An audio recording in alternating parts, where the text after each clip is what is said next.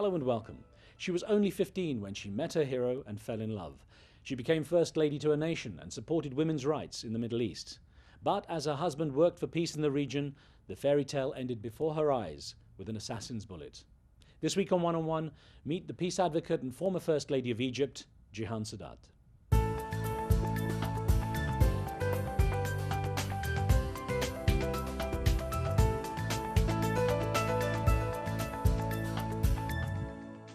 It's as an advocate for peace and the rights of women that Jihan Sadat has made her mark over the years. Born in Cairo to an Egyptian surgeon and a traditional English mother, she followed politics from an early age and admired the charismatic national hero Anwar Sadat. Soon after being released from prison for his resistance to British rule, Sadat met the young Jihan at her 15th birthday party. Despite their age difference, a romance was born. As the First Lady of Egypt, Jihan Sadat used her influence to advocate for women, the poor and infirmed. She fought for the passage of legislation granting women greater rights and believed that education was the key to women's advancement in society. Then, in one tragic moment, her life changed forever. Jihan Sadat has learned to move on and rebuild her life for the sake of her children. Having gone back to college at the age of 40 to earn her PhD, she now teaches in America and speaks out for peace and women's rights around the globe. Madam Jihan Sadat, it's good to speak with you. Thank you. Now, you always manage to keep yourself busy. Even as First Lady of Egypt, you're a prominent activist and you were doing a lot. Let me ask you what you do nowadays. How do you fill those hours? Well, actually, I am having a Sadat chair in the University of Maryland. The main purpose of this chair is to let people know and understand about peace and what's going on in the Middle East. It's a difficult job because you live in the US. It is. And I have to say, you came to America the first time, I think, in 1966 with your husband then, Anwar Sadat. Oh, yes. On as an international visitor. Yes. What made you choose the US as a home finally? Well, actually, I didn't choose. After my husband's assassination, I was already teaching in Cairo University. And then I had an offer from the American University here in Washington, D.C. To come and teach. And at that time, really, I needed a change. I was going through a very hard time. And now I'm settled with the University of Maryland. And it goes on and on and on. And I'm very happy with my life here, especially because I have a message. I have a message to the people, telling them about peace and what my husband did and what he lost his life for. This, I want the people not to forget him, really. Where were you on September the 11th when the attacks took place? I was just coming from Egypt 2 days before. I was in New York airport just 2 days before 9/11. And I was here in Washington, D.C. How did you see the change in how the US regarded the Arab world after that attack? Well, after 9/11, really so many things are changing, even including the airport, how to take off your shoes. But I don't care for this because I believe it's for our security. But I don't want the people to misunderstand the Muslims, because not all Muslims are terrorists at all. And I can understand in a way, but I wanted to explain to them that we are not all terrorists. We are people for peace and we wanted to live in peace, but few terrorists made such a very bad image, really. What do you think is the biggest misunderstanding about women in Islam? Because you've always been an activist for women. What do you think is misunderstood, especially in the West, about the role that women play in the religion and how the religion treats women? Well, first of all, Islam gave us rights at a time when no other religion had the same right for women.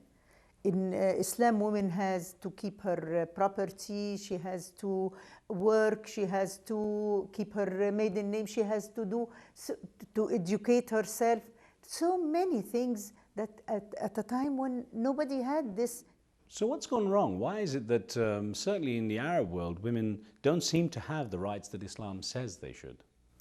Well, in my opinion, it's education. Actually, it's education. If you see or sit with an educated woman, then she is a Muslim and she can be like any other woman in the world.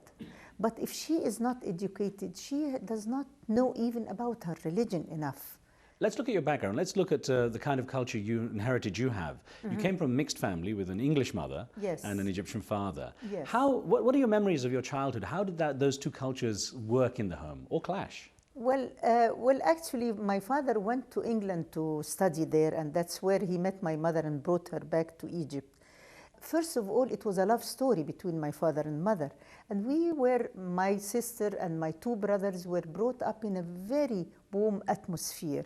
My father loved my mother so much, and she was very devoted to him. How did she adapt to Egyptian culture? I mean, I know she never really got into the Egyptian food. Never. She was very stubborn, to be honest. She was very British, stubborn woman. Never, ever ate our delicious food. Our food is very delicious. Molokhia, for instance, we have something molokhia, never tasted it. Okra, never tasted it. Anything. We have a cook who cooks for her just the boiled food, which she loves and which has no taste, actually. She didn't force you to eat fish and chips then? Oh, no. That's popular in Sheffield. Exactly. I know it, of course. Now, you were brought up Muslim, though your mother was actually Christian. How did she teach you about a religion that wasn't even hers? Well, actually, you know that any Muslim can marry a Christian or a Jewish, but the children has to be following their father's religion. And she knows that, of course, and she never interfered on the contrary. And she was also, during Ramadan, for instance, while we are fasting, she used to fast with us, just sharing with us. She didn't know about Islam that much, but she was knowing that we are Muslim, and she encouraged us, I would say. Tell me about the man you loved. I mean, the man you fell in love with was, you admired him for being a revolutionary and an activist before you'd even actually met him because of his relative fame. Yes. Tell me about that first time you met him. Well, it was a love story. He attended my birthday 15th, and he was just out of prison, and I was admiring him. He was in prison, and they were writing about him every day in the newspapers. As a revolutionary? Yes, as a revolutionary, and I was dying to see him. And he came out of the prison directly. My cousin's husband, who is a pilot, and his friend, went to the trial and attend there. And when he was free, he took him and he brought him back to Suez, where he lives. And I was spending the summer holiday there. That was the first time to meet him, but I was dying to see him. I never thought of marrying at that age. You're 15, yeah. Exactly. But he was my hero. I was talking with him and talking, and he was listening to me. But later on it came, you know, just I fall in love with him. And he's such, as I saw him the first time, as I know him from the first time, he didn't change even when he became president and he became that, celebrity. He was such a man of principle, a man of, good deeds, I would say.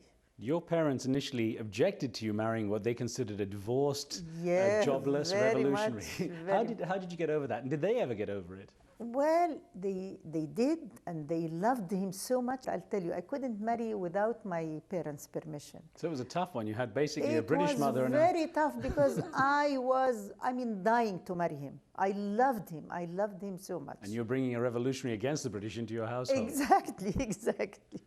Now, but it worked. Now, Anwar Sadat actually came from a poor family. He was one of 13 children, and he struggled a lot. How do you think that shaped his psyche, the way he thought of things? First of all, it is his nature. And since he was a young boy, he used to say, when he was 7, 8 years old, he went up to the roof to do like Gandhi. He was fascinated by Gandhi, and he was, impressed by these heroes in the world. While he was a young man, and prison made him think of things, and he was against the British occupation because he was devoted to Egypt very much. Now, in the past, when you've been asked about him, you've always said that he was more than just a husband. He was a real partner to you. That's true. And that he taught you some of life's most important lessons, including the importance of forgiveness. So in what way? What was it that lesson he taught you? You know, whenever we sit together after a day full of activities for both of us, He is working so hard for his country. I was working in social activities, and I used to tell him about the burdens I'm finding, and he will tell me also the same. But he always ended with, forgive, forgive, Jihan, the people even who are against, because some people were against any kind of improvement for women, you know. He said, forgive, but go ahead, don't stop. But forgive them as long as God forgive us as human beings. Why don't we forgive others? And I learned from him a lot of things. Based on your experience and all the things you've been through, what are the most important lessons you've wanted to pass on to your children? Well, first of all, I instilled in my children when they were young, very young, values, principles, how to respect each other, how to respect the elder, how to love. Love is very important in my life and in my children's life. And to educate them very well as much as I can. You have 11 grandchildren. What worries do you have about them losing their understanding of the East-West culture mix that you had? My grandchildren... Do you think they will be able to get the same kind of East-West? Oh yes, because they were educated in British and American schools in my country, and in the same time the home is typical Egyptian Muslim home. They understand everything about the two civilizations, really. Madam Jihan Sadat, don't go away. We're going to take a short break here on One on One. We'll be right back.